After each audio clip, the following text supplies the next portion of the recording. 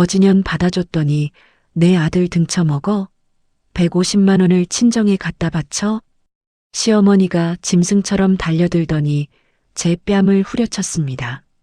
찰싹 소리가 거실 전체에 울리는데 소파에 누워 TV 보던 남편은 뭐라고 했는지 아세요? 엄마 심기 건드리지 말고 나가. 그러더니 제 등을 밀어 현관 밖으로 내쫓았습니다.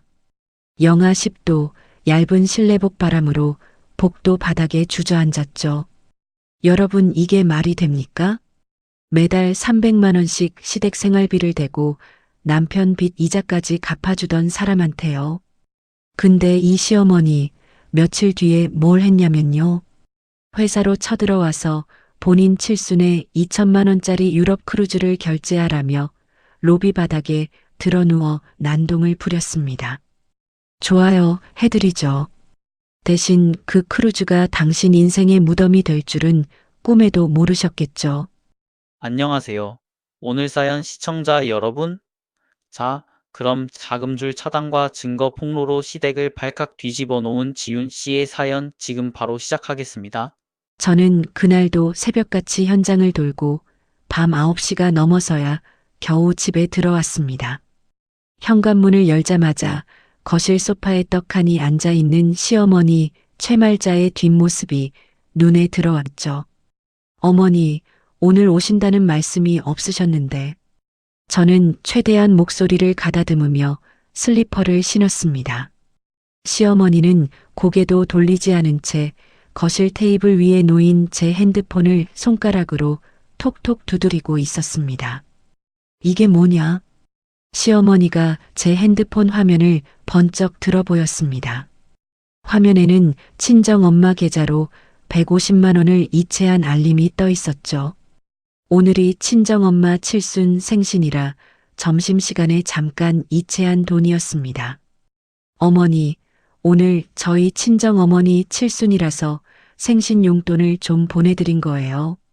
뭐, 150만 원? 생신 용돈이 150만 원이야? 시어머니가 벌떡 소파에서 일어났습니다. 소파에 누워 TV를 보던 남편 민호가 슬쩍 고개를 들었지만 이내 다시 화면 쪽으로 시선을 돌렸습니다. 거지년 받아줬더니 진짜 내 아들 등쳐먹네. 시집와서 해준 게 뭐가 있다고 친정에다 돈을 퍼날라. 시어머니의 눈이 핏줄 섰습니다. 저는 두 손을 모으고 차분하게 입을 열었습니다. 어머니, 1년에 한 번 생신인데 150만 원이 그렇게 큰 돈은 아니잖아요. 제가 번 돈에서 보낸 거예요. 내가 번 돈? 내 돈이 어딨어. 이 집안의 시집 온 년이 버는 돈은 다 이 집안 돈이야. 시어머니가 거실을 가로질러 저에게 성큼성큼 다가왔습니다. 저는 본능적으로 한 발 뒤로 물러났습니다. 어머니, 진정하시고 앉아서 말씀하세요. 진정? 내가 지금 진정이 돼? 2년이 뒤에서 얼마나 더 빼돌렸는지 누가 알아. 시어머니의 손바닥이 번개처럼 날아왔습니다. 찰싹 하는 소리가 거실 전체에 울렸습니다. 왼쪽 볼이 터질 듯이 뜨거웠고 고개가 옆으로 꺾이며 시야가 흔들렸습니다. 민호야, 민호야, 너 이것 좀 봐. 내 마누라가 친정에 150만 원을 갖다 바쳤어. 시어머니가 소파 쪽을 향해 고래고래 소리를 질렀습니다. 민호가 느릿느릿 몸을 일으키며 리모컨을 내려놓았습니다. 지훈아, 엄마한테 왜 자꾸 심기를 건드려. 그냥 시키는 대로 좀 해. 민호가 귀찮다는 듯 눈을 비비며 말했습니다. 심기를 건드리다니. 내 친정엄마 생신에 용돈 보내는 게 뭐가 잘못이야? 잘못이 아니면 엄마가 왜 화를 내시겠어? 내가 좀 생각을 하고 행동해. 민호의 말에 시어머니가 기세를 올리며 다시 저를 노려보았습니다. 당장 나가. 이 집에서 당장 나가란 말이야. 시어머니가 현관 쪽을 손가락으로 가리키며 쏘아붙였습니다. 어머니, 지금 밖에 영하 10도예요. 이 시간에 어딜 가라는 말씀이세요? 그게 내 알바야? 네 친정이 그렇게 좋으면 친정으로 꺼져. 시어머니가 제 팔을 잡아 끌었습니다. 민호가 소파에서 일어나 저에게 다가오더니 제 등을 떠밀었습니다. 엄마 말씀대로 해. 나가서 좀 머리 식히고 와. 지금 나보고 이 꼴로 나가라는 거야? 겉옷도 없이? 민호는 대답 대신 현관문을 열었습니다. 시어머니가 소파 위에 걸쳐두었던 제 패딩과 가방을 집어복도 바닥에 내던졌습니다. 민호의 손이 다시 제 등을 밀었고 저는 얇은 실내복 차림 그대로 복도로 밀려났습니다. 쾅! 현관문이 닫혔습니다. 도어락 잠기는 전자음이 울렸습니다. 복도 타일 바닥의 한기가 맨발 사이로 스며들었습니다. 저는 바닥에 내팽개쳐진 패딩을 주워 입고 가방을 끌어안은 채 복도 벽에 등을 기댔습니다. 볼이 욱신거렸습니다. 손끝이 떨리는 게 추위 때문인지 분노 때문인지 알 수 없었죠. 매달 300만 원, 5년이면 1억 8천만 원. 시어머니의 백화점 쇼핑, 스크린 골프 모임, 동창회 회비, 그 모든 돈이 제 통장에서 나갔습니다. 민호의 마이너스 통장 이자까지 제가 막아주고 있었죠. 중견기업 만년대리 월급으로는 이자도 못 갚으면서 입만 열면 내가 이 집 가장이라는 말을 달고 살았습니다. 제가 명절에 사간 15만 원짜리 툭불 한우를 즐기다며 쓰레기통에 버리겠다고 소리치던 시어머니가 다음 날이면 그 한우를 김치 냉장고에 몰래 넣어두고 동찬들한테 전화를 돌리던 목소리가 귓가에 맴돌았습니다. 우리 아들이 사다 준 한우가 입에서 녹더라. 친정엄마 명절 용돈 10만 원은 아까워서 제 지갑을 뒤지면서 정작 제 이름으로 만들어준 가족카드는 본인 돈처럼 긁고 다녔죠. 이 모든 것에 항의할 때마다 민호는 늘 같은 말을 반복했습니다. 엄마가 혼자 사시는데 내가 좀 참아. 며느리가 다 양보해야 가정이 유지되는 거야. 얼어붙은 몸을 간신히 일으켜 엘리베이터를 탔습니다. 갈 곳이라곤 회사 작업실밖에 없었죠. 택시를 잡아 타고 작업실에 도착해 불을 켠 순간 벽에 걸린 거울에 비친 제 얼굴이 보였습니다. 왼쪽 볼이 벌겋게 부어올라 있었습니다. 가족. 그 단어 뒤에 숨어서 5년 동안 제 돈을, 제 시간을, 제 자존심을 갉아먹은 것들의 얼굴이 또렷하게 떠올랐습니다. 저는 작업실 소파에 누웠지만 잠이 오지 않았습니다. 천장을 올려다보며 밤새 뒤척이다가 창밖이 희부옇게 밝아올 무렵 몸을 일으켰습니다. 거울 속 부어오른 볼을 다시 한번 들여다보았습니다. 더 이상은 안 당해. 저는 제 얼굴을 향해 또박또박 말했습니다. 그리고 핸드폰을 열어 은행 어플에 접속했습니다. 시댁으로 빠져나가는 자동이체 내역, 민호에게 발급해준 가족카드, 시어머니 명의로 걸어둔 가족카드. 화면을 스크롤할 때마다 손가락 끝에 힘이 들어갔습니다. 뺨을 맞은 지 나흘째 되는 날이었습니다. 오전 미팅을 마치고 사무실로 돌아오는데 로비 소파에 시어머니가 떡하니 앉아 있었습니다. 모피 코트 깃을 세우고 백화점 쇼핑백을 양손에 들고 있었죠. 시어머니 옆에는 민호가 양복 주머니에 손을 찔러 넣은 채 서 있었습니다. 어머니, 여긴 어떻게 오셨어요?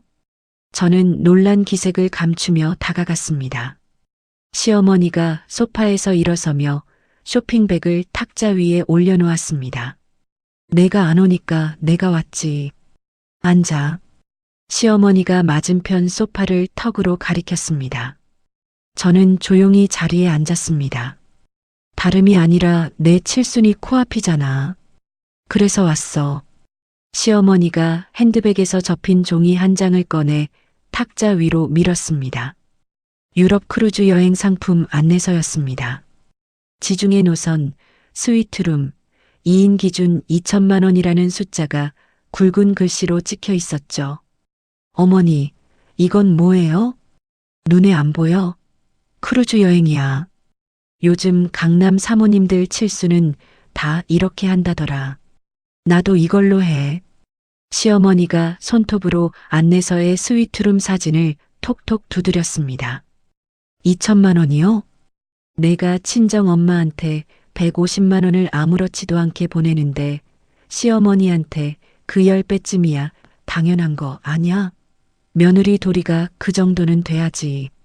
시어머니가 팔짱을 끼며 코웃음을 쳤습니다. 저는 안내서를 들여다보는 척하며 치밀어 오르는 것을 눌렀습니다. 어머니, 지금 회사 자금이 좀 묶여 있어서 2천만 원을 한꺼번에 결제하기는 어려울 것 같아요. 뭐, 지금 나한테 안 된다는 소리를 하는 거야? 시어머니의 눈이 동그래졌습니다. 민호가 양복 주머니에서 손을 빼며 제 앞으로 한 발짝 다가왔습니다. 지훈아, 어머니가 평생 나 키우느라 얼마나 고생하셨는데 이참에 며느리로서 제대로 효도 한번 해봐. 내 회사 법인카드로 긁으면 세금 처리도 되잖아. 민호가 제 어깨 너머로 안내서를 힐끗 보며 말했습니다. 법인카드를 개인 여행에 쓰면 된다는 소리를 이렇게 당당하게 하는 사람이 제 남편이었습니다. 민호야, 법인카드는 회사 돈이야. 그걸 개인 여행에 쓸 수는 없어. 또 시작이네. 밖에서 돈 좀 벌었다고 남편이랑 어머니를 아래로 보는 거지? 시어머니가 벌떡 일어나며 목소리를 높였습니다. 어머니, 아래로 보는 게 아니라 지금 현실적으로 어렵다는 말씀을 드리는 거예요. 현실적? 내가 동창들한테 우리 며느리가 유럽 크루즈 보내준다고 다 말해뒀어. 내 체면이 어떻게 되는지 알아?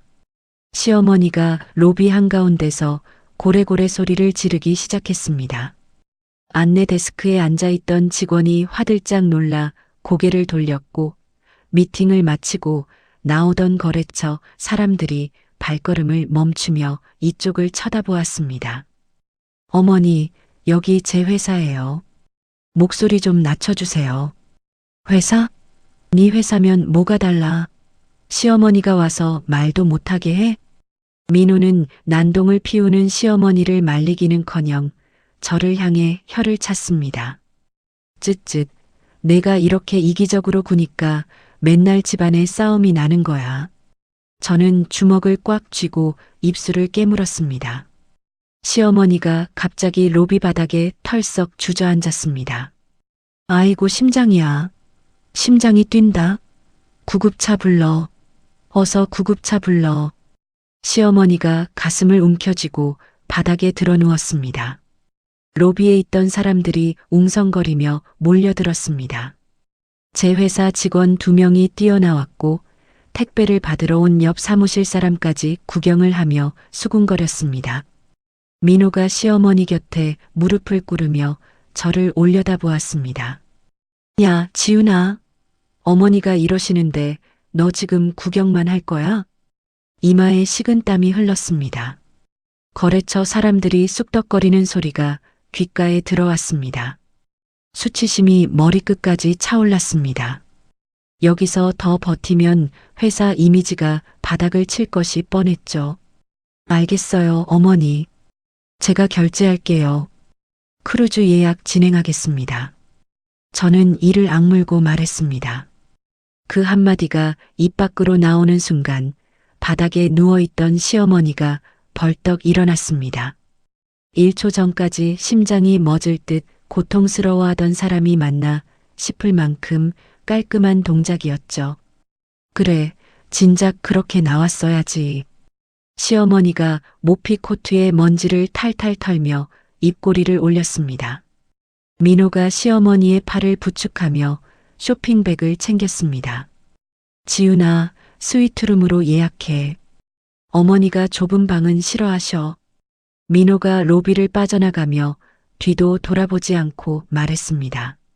시어머니는 민호 팔짱을 끼고 의기양양하게 출입문을 나섰죠. 로비가 조용해졌습니다. 직원들이 눈치를 보며 하나둘 자리로 돌아갔습니다. 저는 빈 로비 한가운데 서서 두 주먹을 꽉 쥐었습니다. 손톱이 손바닥에 파고드는 통증이 느껴졌지만 풀지 않았습니다. 저는 사무실로 올라가 문을 닫고 책상 앞에 앉았습니다. 핸드폰을 꺼내 은행 어플을 열었습니다. 시댁으로 나가는 300만 원 자동이체, 민호 명의의 마이너스 통장이자 대납, 시어머니에게 발급해준 가족카드, 민호에게 발급해준 가족카드. 화면을 천천히 스크롤하며 하나하나 확인했습니다. 이 돈줄이 모두 끊어지는 날, 저 사람들의 얼굴이 어떻게 변할지 머릿속에 또렷이 그려졌습니다. 다음 날 아침, 저는 백화점 지하 과일 매장에서 가장 비싼 과일 바구니를 하나 골랐습니다. 망고, 샤인머스켓, 체리가 빼곡하게 담긴 15만 원짜리였죠. 시댁 현관 앞에서 초인종을 누르자 민호가 문을 열었습니다. 왜 왔어? 민호가 잠이 덜 깬 얼굴로 저를 올려다보았습니다. 어머니 뵈러 왔지. 어제 회사에서 제가 너무했어. 저는 과일 바구니를 두 손으로 들어 보이며 활짝 웃었습니다. 민호가 고개를 갸웃하더니 현관문을 넓게 열어주었습니다. 거실 소파에 앉아 홈쇼핑 채널을 보고 있던 시어머니가 저를 힐끗 쳐다보았습니다. 어머니, 어제 무례하게 굴어서 죄송해요. 이거 받으세요. 저는 허리를 깊이 숙이고 과일 바구니를 거실 탁자 위에 올려놓았습니다. 시어머니가 코를 한번 킁 하고 훌쩍이더니 바구니 안의 과일들을 손끝으로 톡톡 건드렸습니다. 이런 거 하나 갖고 온다고 될 일이야? 입으로는 그렇게 말했지만 시어머니의 눈은 이미 바구니 안의 체리 위에 머물러 있었습니다.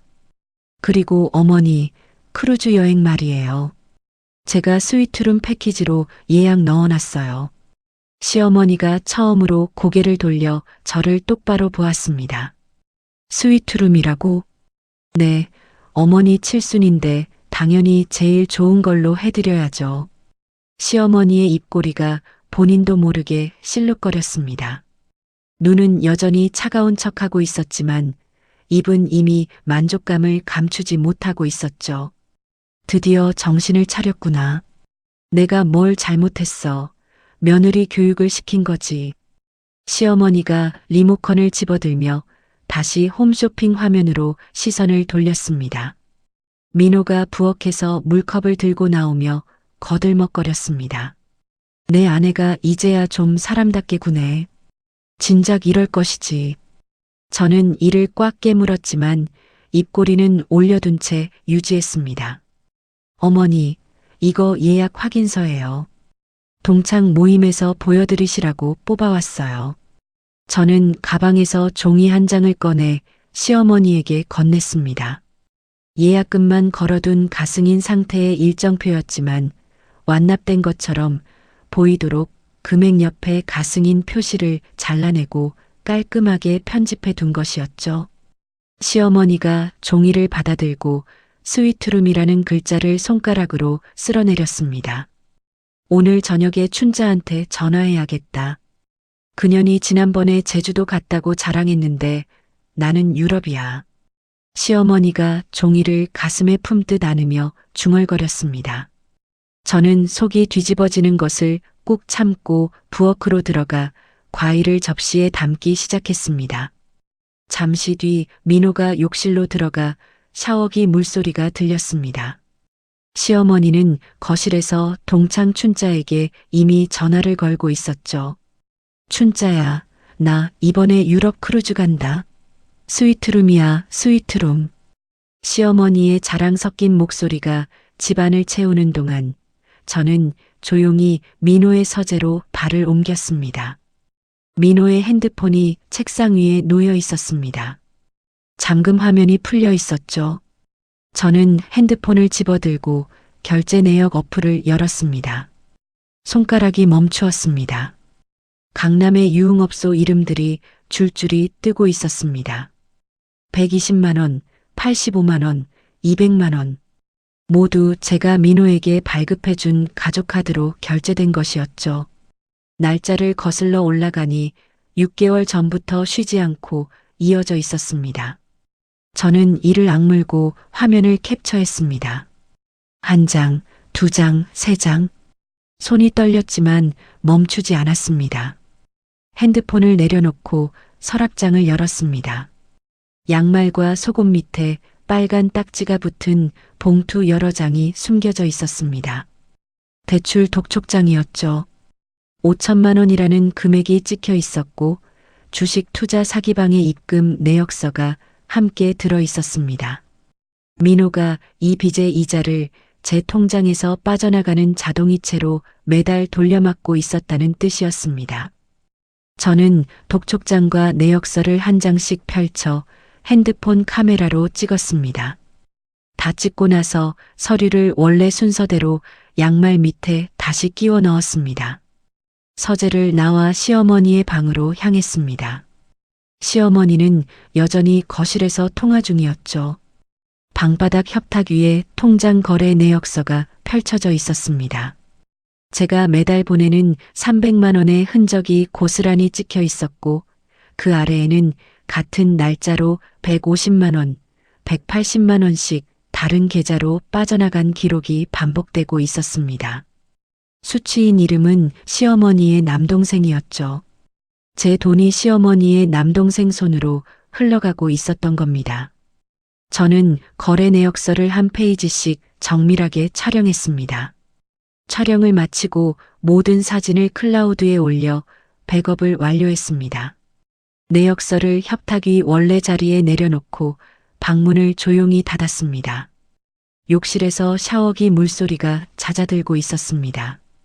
저는 빠른 걸음으로 부엌에 들어가 믹서기에 바나나와 우유를 넣고 돌렸습니다.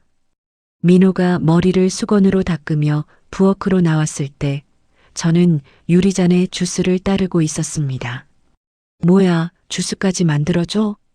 민호가 수건을 어깨에 걸치며 능글맞게 웃었습니다. 당연하지. 내가 요즘 너한테 좀 소홀했잖아. 저는 유리잔을 민호에게 건네며 미소를 지었습니다. 민호가 주스를 받아들고 한 모금 마시며 거실로 나가는 뒷모습을 보았습니다. 저는 믹서기를 씻으며 입꼬리를 천천히 내렸습니다. 그날 밤 시댁에서 나온 저는 차 안에서 핸드폰 갤러리를 열었습니다. 유흥업소 결제 내역, 대출 독촉장, 시어머니의 통장 거래 기록. 화면을 넘길 때마다 손끝이 차가워졌습니다. 저는 핸드폰을 내려놓고 운전대를 두 손으로 꽉 잡았습니다. 백미러에 비친 제 눈이 마른 나뭇가지처럼 단단하게 굳어 있었습니다.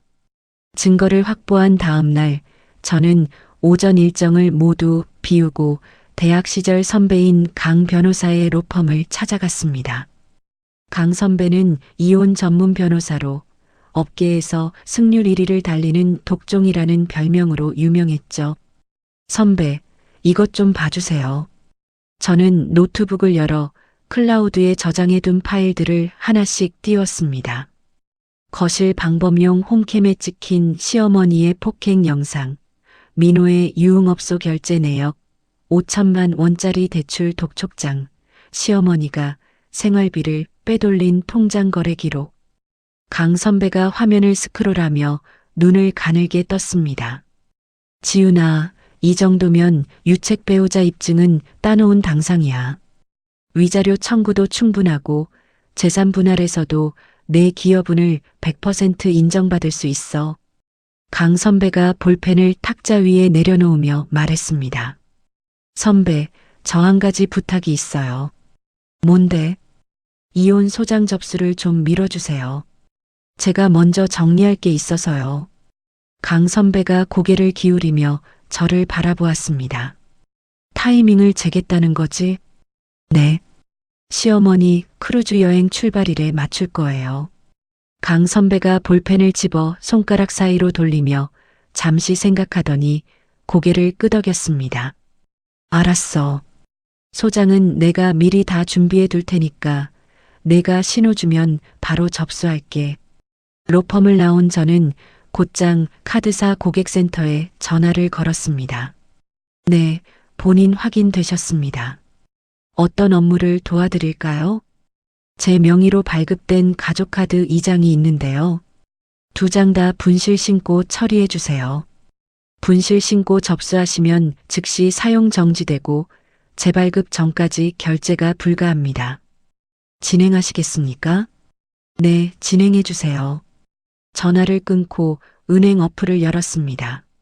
시댁으로 매달 빠져나가던 300만 원 자동이체 해지 버튼을 눌렀습니다. 화면에 해지 완료라는 문구가 떴죠.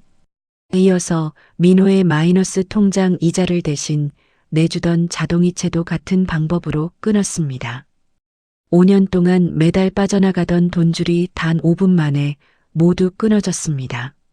핸드폰 화면을 내려다보는 제 손이 떨릴 줄 알았는데 오히려 손끝이 조용했습니다. 하지만 아직 끝이 아니었죠. 크루즈 출발일까지 열흘이 남아 있었습니다. 그 열흘 동안 저는 완벽하게 순종적인 며느리를 연기해야 했습니다. 이틀 뒤 저는 한우 세트를 들고 시댁을 찾아갔습니다. 어머니, 여행 전에 기력 좀 보충하셔야죠. 시어머니가 한우 포장을 뜯어보며 고개를 끄덕였습니다. 이번엔 좀 괜찮은 걸 가져왔네. 1등급으로 골랐어요. 어머니 입맛에 맞으실 거예요.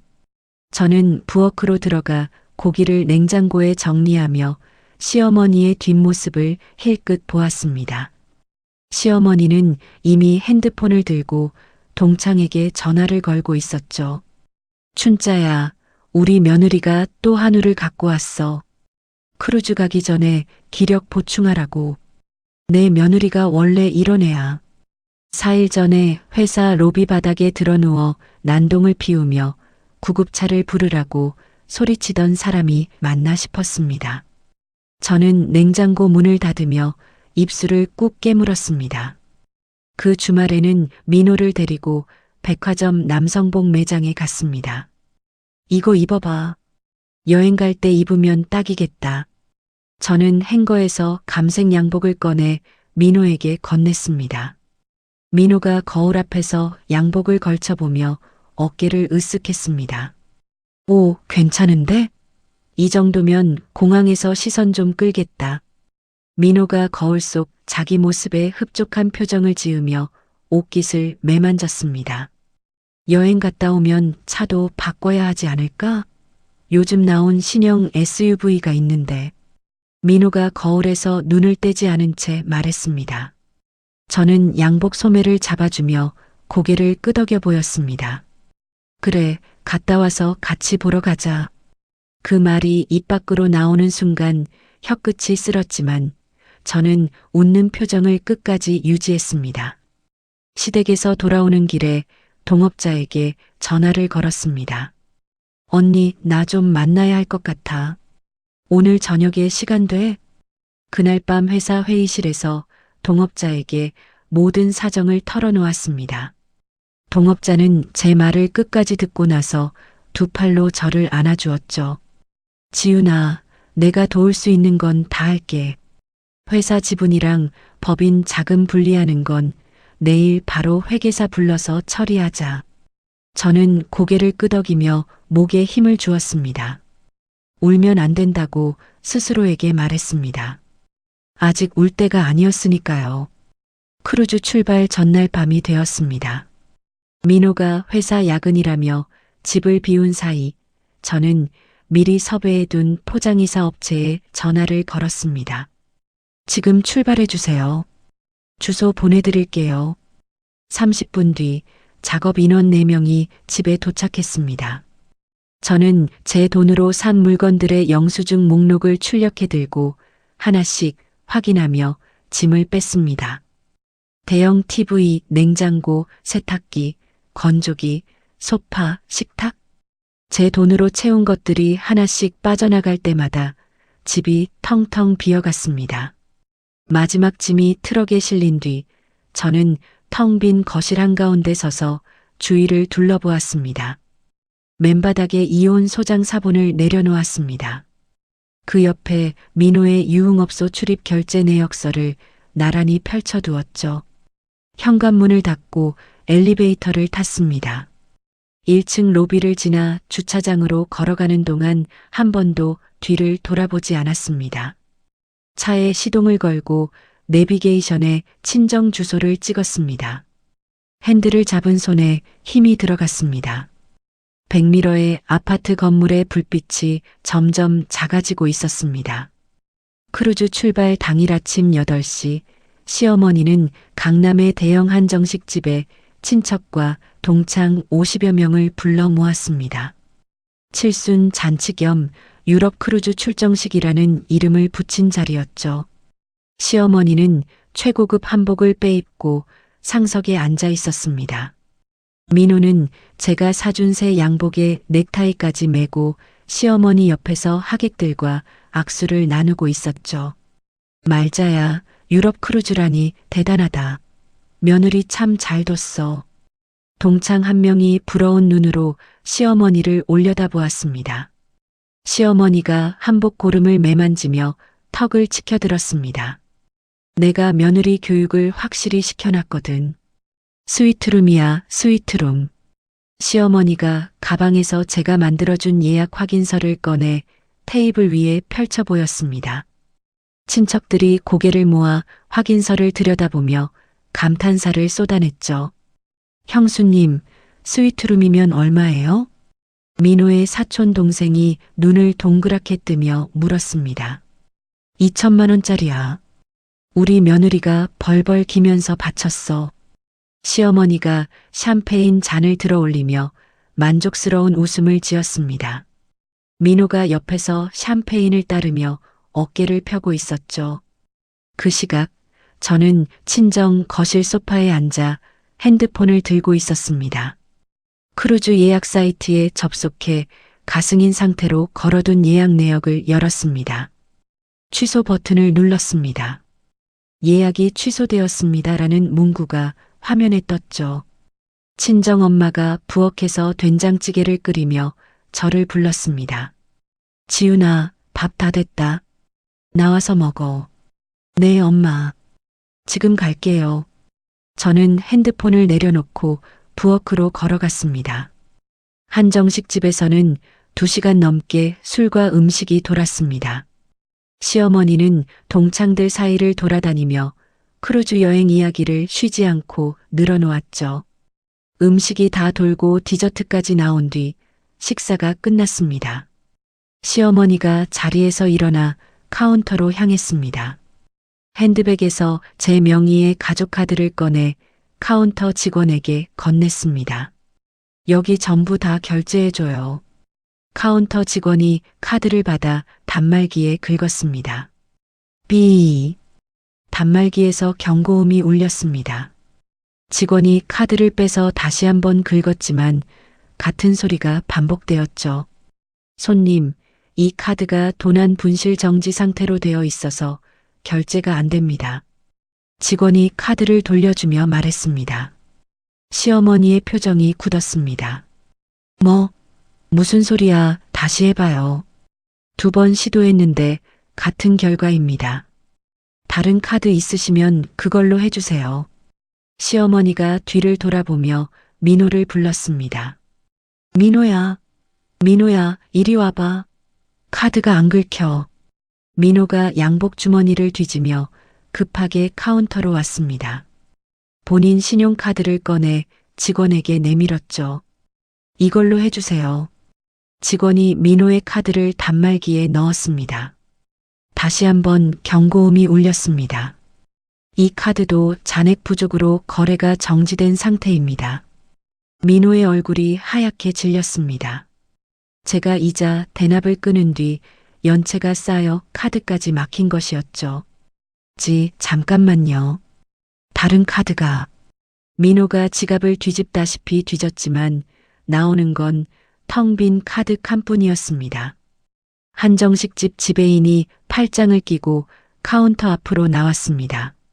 손님, 50분 식대 300만 원인데 결제를 좀 빨리 해주셔야 합니다.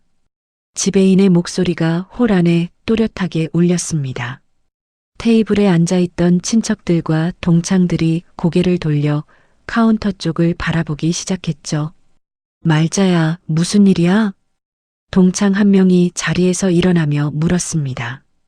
시어머니의 얼굴이 흙빛으로 변했습니다. 시어머니가 떨리는 손으로 핸드폰을 꺼내 제 번호를 눌렀습니다. 지금 거신 전화는 없는 번호입니다. 저는 전날 밤에 이미 번호를 바꿔둔 상태였죠. 시어머니가 다시 걸고 또 다시 걸었지만 같은 안내 음성만 반복되었습니다. 엄마, 나 먼저 집에 가볼게. 민호가 시어머니에게 귓속말을 하더니 한정식 집을 빠져나갔습니다. 차를 몰아 아파트에 도착한 민호가 현관문을 열었을 때 눈앞에 펼쳐진 것은 아무것도 없는 텅 빈 거실이었죠. TV가 있던 자리, 소파가 있던 자리, 식탁이 있던 자리, 전부 맨바닥만 남아 있었습니다. 거실 한가운데 종이 2장이 놓여 있었죠. 이혼 소장과 민호의 유흥업소 결제 내역서였습니다.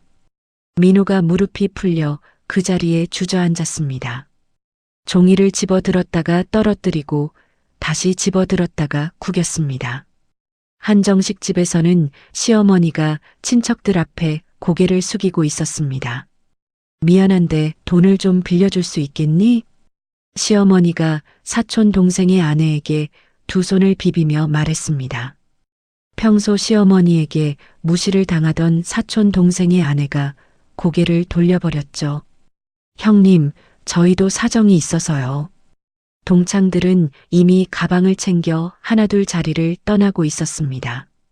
시어머니의 칠순을 부러워하던 춘자가 출입문 앞에서 뒤를 돌아보며 피식 웃고는 밖으로 나갔습니다.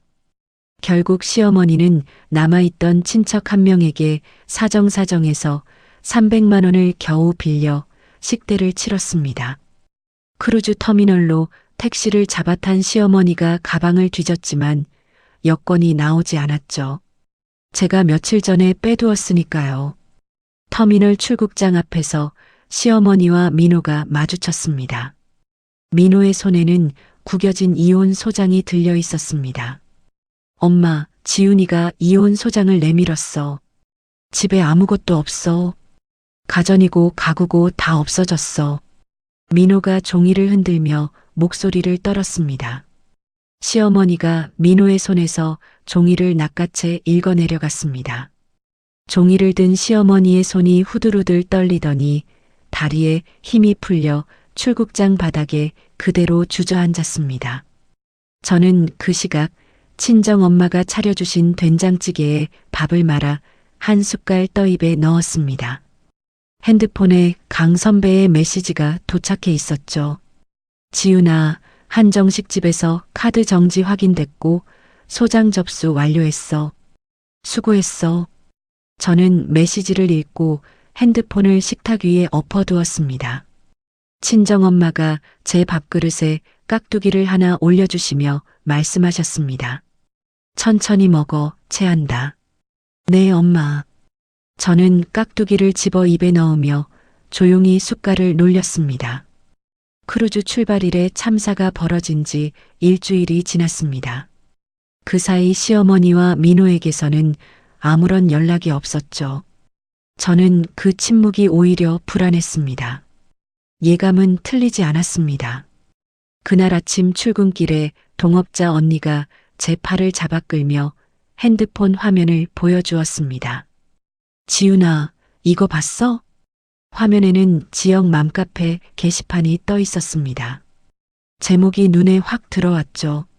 시어머니를 폭행하고 칠순 잔치 비용 수천만 원을 들고 야반도주한 며느리 실체를 고발합니다.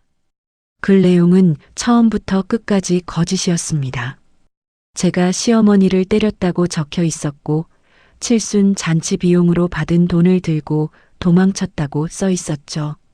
글 말미에는 제 이름 석자와 인테리어 회사 상호까지 버젓이 적혀 있었습니다. 이거 시어머니가 쓴 거야? 동업자 언니가 눈을 가늘게 뜨며 물었습니다. 문체를 보니까 틀림없어요. 시어머니가 맨날 쓰는 말투랑 똑같아요. 저는 핸드폰을 돌려받아 댓글창을 내렸습니다. 이미 댓글이 200개가 넘어가고 있었죠. 저런 꽃뱀 같은 며느리가 다 있어? 회사 이름 좀 알려주세요. 절대 안 갈게요. 진위를 확인하지도 않은 사람들이 앞다투어 저를 욕하고 있었습니다. 그게 끝이 아니었습니다. 회사에 도착해 컴퓨터를 켜니 회사 홈페이지 게시판에도 글이 도배되어 있었죠. 이 회사 대표가 남편을 학대하고 회사 자금을 빼돌려 불륜남과 도주했습니다. 같은 내용이 직장인 익명 게시판에도 올라가 있었습니다. 이건 민호의 짓이었죠. 오전 10시가 되자 회사 전화가 쉴 새 없이 울리기 시작했습니다. 거기 대표 나오라고 해요. 인터넷에 뜬 거 사실이에요? 직원이 수화기를 들고 난감한 표정으로 저를 쳐다보았습니다. 저는 고개를 저으며 전화를 끊으라는 손짓을 했죠. 하지만 전화를 끊으면 다른 번호로 또 걸려왔습니다. 점심때까지 항해 전화와 장난 전화가 쏟아졌고 오후에는 다음 주로 잡혀있던 대형 아파트 인테리어 계약건의 담당자에게서 연락이 왔습니다. 사장님, 인터넷에 도는 글 때문에 저희 쪽 임원진이 좀 부담스러워하고 있어서요. 계약건을 일단 보류하고 싶습니다. 동업자 언니가 회의실 문을 닫고 저를 마주보며 두 손으로 테이블을 짚었습니다. 지훈아, 이러다 회사 진짜 위험해져. 빨리 대응해야 해. 저는 고개를 끄덕이며 이를 악물었습니다. 그날 저녁 소식을 들은 민호가 한술 더 떴습니다. 경찰서에 찾아가 제가 집안의 가구와 가전을 전부 훔쳐갔다며 절도로 신고를 넣은 것이었죠. 하지만 경찰관의 대답은 민호의 예상과 달랐습니다. 부부 사이의 재산 문제는 형사가 아니라 민사로 가셔야 합니다. 이혼 재산 분할 소송에서 다투실 사안이에요. 민호가 경찰서 로비에서 고함을 질렀습니다. 아니, 그년이 내 집 물건을 다 가져갔는데 도둑이 아니면 뭡니까? 선생님, 여기서 소란 피우시면 곤란합니다. 돌아가세요. 경찰관이 단호하게 말했고 민호는 경찰서 출입문을 발로 차며 나갔습니다. 그 이야기를 강 선배에게서 전해 들은 저는 잠시 안도했지만 인터넷에서는 여전히 악성 댓글이 불어나고 있었습니다. 그날 밤 친정집에서 핸드폰을 만지작거리며 댓글창을 닫았다 열었다를 반복하고 있는데 안방문이 열렸습니다. 친정엄마가 슬리퍼를 끌며 나오셨습니다. 엄마의 얼굴이 유난히 하얗게 질려 있었죠. 엄마, 왜 안 주무세요? 지훈아, 인터넷에 내 이름이 왜 이렇게 나오는 거야? 동네 이사장 아줌마가 카톡으로 보내줬는데. 엄마가 떨리는 손으로 핸드폰 화면을 내밀었습니다. 맘카페 글이 캡처되어 있었죠. 저는 엄마 손에서 핸드폰을 조심스럽게 빼앗았습니다. 엄마, 이거 다 거짓말이야. 시어머니가 지어낸 거야. 걱정하지 마세요. 거짓말이면 왜 이렇게 많은 사람들이 우리 딸을 욕해? 엄마의 목소리가 가늘게 떨렸습니다. 엄마가 거실 소파에 주저앉으며 이마를 짚었죠. 머리가 어지럽다. 좀 앉아 있을게. 저는 엄마 옆에 앉아 등을 쓸어드렸습니다. 엄마의 등이 작게 떨리고 있었죠. 제 눈시울이 뜨거워졌습니다. 시어머니의 뺨을 맞을 때도, 집에서 쫓겨날 때도, 회사에 항해 전화가 쏟아질 때도 참았던 눈물이 이 순간 터질 것 같았습니다. 엄마를 안방에 누이고 이불을 덮어드린 뒤 저는 거실로 나와 주먹을 꽉 쥐었습니다. 손톱이 손바닥에 파고들었습니다. 손바닥에 반달 모양 자국이 나도록 쥐고 또 쥐었죠. 여기서 무너지면 끝이었습니다. 시어머니와 민호는 제가 무너지기를 바라고 저 글들을 뿌린 것이었으니까요. 저는 눈물을 손등으로 훔치고 핸드폰을 들었습니다. 강 선배 번호를 눌렀죠. 선배 나야. 내일 아침에 로펌으로 갈게. 허위 사실, 유포 대응 바로 들어가야 할 것 같아. 알았어. 내일 오전에 팀 미팅 잡아놓을게.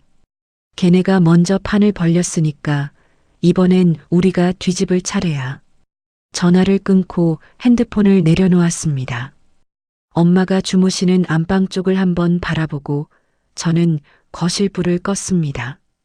다음 날 오전 9시 저는 강 선배의 로펌 회의실에 앉아 있었습니다. 강 선배가 노트북 화면에 맘카페 게시글과 직장인 익명 게시판 글을 나란히 띄워놓고 팀원 2명과 함께 내용을 검토하고 있었죠. 지윤아, 반박문은 내가 밤새 틀을 잡아뒀어. 증거자료 순서만 내가 확인해줘. 강 선배가 출력물을 테이블 위로 밀었습니다. 저는 종이를 집어들고 한 장씩 넘기며 확인했습니다. 선배, 홈캠 영상을 제일 먼저 올리고 싶어요. 시어머니가 저를 때리는 장면이 처음부터 끝까지 다 찍혀 있으니까요. 나도 그 생각이야. 영상이 먼저 터지면 나머지 증거는 쐐기를 박는 거지. 강 선배가 볼펜으로 출력물 위에 숫자를 매기며 말했습니다. 민호 유흥업소 내역은 영상 바로 뒤에 붙이고 대출 독촉장은 그 다음 시어머니 통장 빼돌리기는 마지막에 넣자. 점점 충격이 커지는 순서로 가는 거야. 저는 고개를 끄덕였습니다. 그리고 허위사실 유포랑 명예훼손 고소장은 반박문 올리는 시간에 맞춰서 동시에 접수할게. 걔네가 글 내릴 틈도 없이 가는 거야. 강 선배가 팀원에게 고소장 서류를 건네며 말했습니다. 그날 오후 2시 모든 준비가 끝났습니다. 저는 로펌 회의실 의자에 앉아 핸드폰을 들고 강 선배를 올려다보았습니다. 선배, 올릴게요. 가자.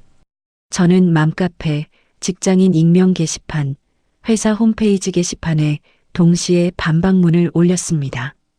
강 선배의 팀원이 같은 시각 경찰서에 고소장을 접수했죠.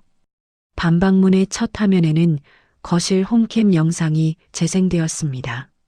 시어머니가 제 핸드폰 화면을 들이밀며 소리를 지르는 장면, 거지년이라고 외치며 제 뺨을 후려치는 장면, 민호가 소파에서 일어나 제 등을 밀어 현관 밖으로 내쫓는 장면까지 편집 없는 원본 그대로였습니다. 영상 아래에는 민호의 유흥업소 결제 내역서가 이어졌습니다. 강남의 업소 이름들과 120만 원, 85만 원, 200만 원이라는 금액들이 날짜 순으로 줄줄이 나열되어 있었죠. 모두 제 명의의 가족카드로 결제된 것이었습니다. 그 다음에는 5천만 원짜리 대출 독촉장과 주식 사기방 입금 내역서가 붙었습니다. 민호가 사기에 걸려들어 빌린 돈의 이자를 제 통장에서 매달 빼가고 있었다는 증거였죠. 마지막으로 시어머니의 통장 거래 내역을 정리한 표를 첨부했습니다. 제가 매달 보낸 300만 원 중 150만 원에서 180만 원씩 빠져나가 시어머니 남동생의 계좌로 들어간 기록이 6개월치 한눈에 보이도록 정리되어 있었습니다. 반박문을 올리고 30분이 지나자 댓글창의 분위기가 뒤집어지기 시작했습니다. 영상 보고 소름 돋았다. 시어머니가 짐승이네. 남편이라는 놈은 와이프 맞는 거 보면서 TV를 봐. 인간이야? 유흥업소 내역 보세요. 와이프 돈으로 저짓을 하고 있었네. 시어머니가 생활비를 빼돌려? 이건 사기 아닌가? 아까까지 저를 꽃뱀이라고 욕하던 사람들이 사과 댓글을 달기 시작했습니다. 글쓴이에게 사과합니다. 한쪽 말만 듣고 욕한 제가 부끄럽습니다.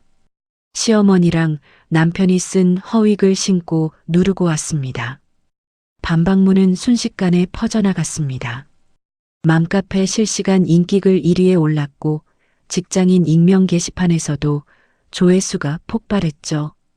민호의 직장에서도 글이 퍼졌습니다. 민호가 와이프 돈으로 유흥업소를 드나들고 주식 사기에 5천만 원을 날린 빚쟁이라는 사실이 동료들 사이에 돌았죠. 복도에서 마주치는 사람마다 민호를 손가락질하며 수군거리기 시작했습니다. 야, 영업 3팀 박민호가 와이프 카드로 룸에서 놀았대. 5천만 원 빚이라며? 그것도 와이프 돈으로 막았다면서? 사내 게시판에 민호의 실명이 올라갔고 인사팀에서 민호를 불렀습니다. 회사 명예를 심각하게 떨어뜨린 건으로 징계위원회에 회부된다는 통보를 받았죠. 민호는 징계 결과를 기다리지 못했습니다. 대기 발령을 받은 지 3일 만에 권고사직서에 도장을 찍고 회사를 나왔습니다. 사무실에서 짐을 싸들고 나오는 민호를 동료 중 아무도 배웅하지 않았죠. 시어머니도 피해갈 수 없었습니다. 맘카페 회원들이 시어머니의 게시글 작성 흔적을 추적해 거주지, 동네까지 알아냈고 동네 단톡방에 홈캠 영상이 공유되었죠. 마트에 가면 사람들이 시어머니를 알아보고 고개를 돌렸습니다. 거기에 강 선배가 접수한 허위사실 유포와 명예훼손 고소장이 경찰에 정식 접수되어 시어머니와 민호 앞으로 경찰 출석 요구서가 날아갔습니다.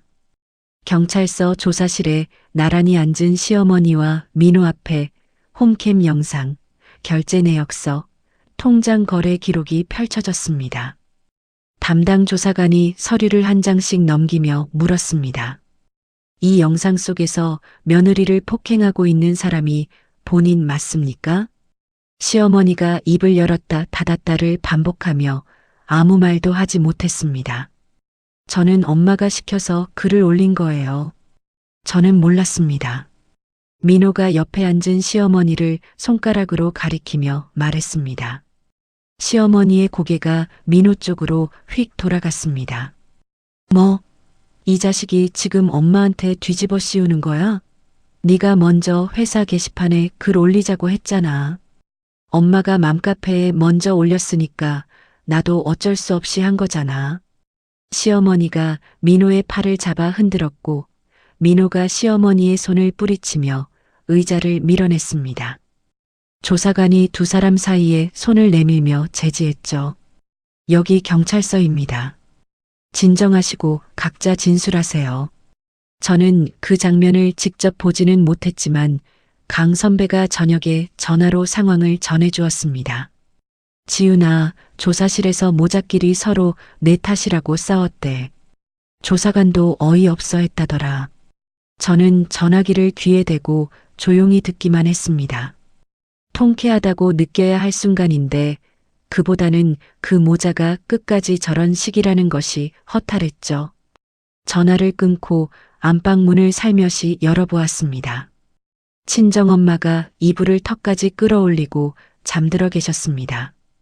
엊그제보다 얼굴색이 조금 돌아온 것 같아 저는 가만히 문을 닫았습니다. 모든 소송이 끝났습니다. 가정법원은 민호의 잘못을 전부 인정했고 위자료와 재산 분할 판결이 제 손을 들어주었습니다. 민호 명의로 남아있던 전세 보증금마저 제게 돌아왔죠. 강 선배가 판결문 사본을 제 손에 쥐어주며 말했습니다. 지윤아, 깔끔하게 끝났어. 고생 많았다.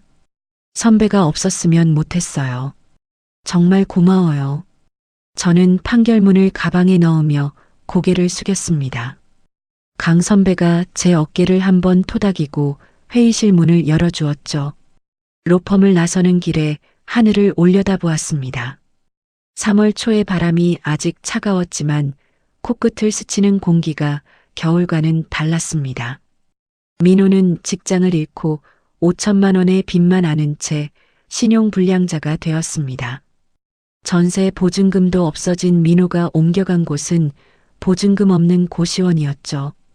창문도 없는 방이라고 강 선배가 전해주었습니다. 민호는 매일 밤 술에 취해 제게 전화를 걸어왔습니다.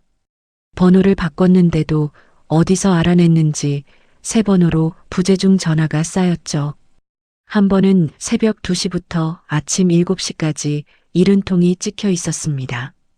음성 메시지가 하나 남아 있었습니다. 지윤아, 나 잘못했어.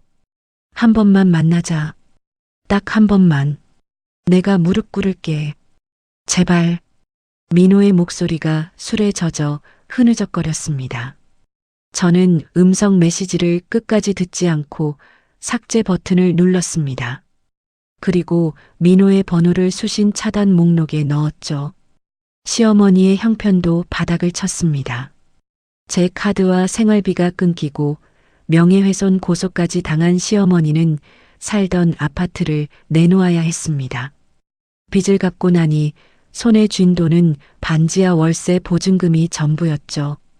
동네 식당 주방에서 설거지와 재료 손질을 하며 하루 품삯을 받는 것이 시어머니의 새 일상이 되었습니다. 백화점 VIP 라운지를 드나들고 스크린 골프 모임에서 허세를 부리던 사람의 끝이었죠. 판결이 난 다음 주 저는 친정 엄마를 모시고 제주도로 떠났습니다.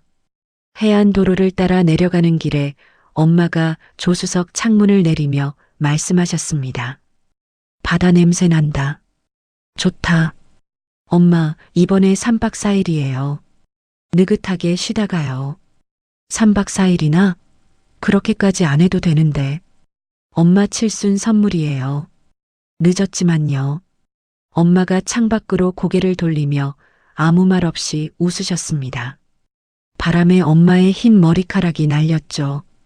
풀빌라에 도착하자 엄마는 마당에 있는 작은 온수풀을 보고 눈을 동그랗게 뜨셨습니다.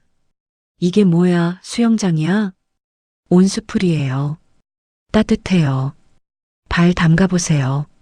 엄마가 풀 가장자리에 걸터 앉아 발을 물에 넣으셨습니다. 따뜻한 물이 발등을 감싸자 엄마가 아이처럼 발을 찰방찰방 움직이며 웃으셨죠. 야, 이거 진짜 따뜻하다.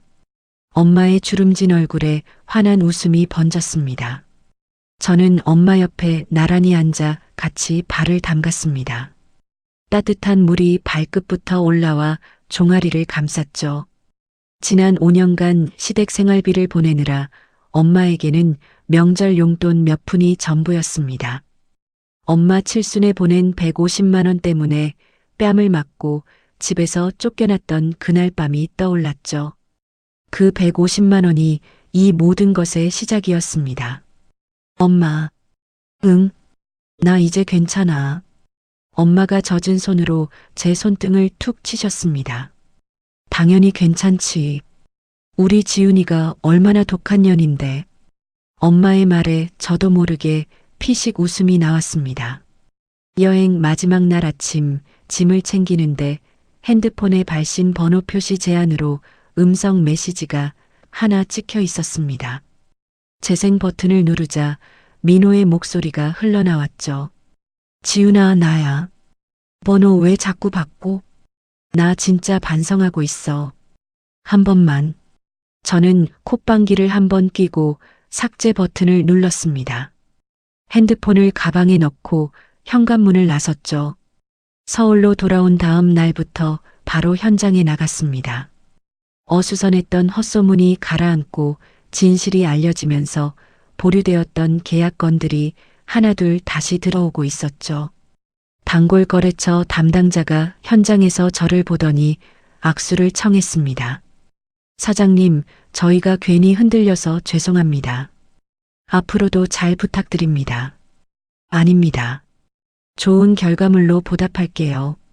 저는 담당자의 손을 꽉 잡고 고개를 숙였습니다. 동업자 언니가 현장 한쪽에서 도면을 펼쳐놓고 저를 불렀습니다. 지훈아, 이리 와봐. 다음 프로젝트 도면 같이 보자. 저는 안전모를 쓰고 언니 옆으로 걸어갔습니다. 도면 위에 연필로 메모를 적어가며 다음 일정을 잡았죠. 비현실적인 대박이 터진 것은 아니었습니다. 하루아침에 재벌이 된 것도 아니었죠. 하지만 제가 새벽같이 일어나 흘린 땀으로 번 돈을 오롯이 저와 제가 사랑하는 사람을 위해 쓸 수 있다는 것. 그것만으로 제 하루하루는 달라져 있었습니다. 현장을 나서며 핸드폰을 확인하니 엄마에게서 메시지가 와 있었습니다. 제주도 사진 동네 아줌마들한테 자랑했다.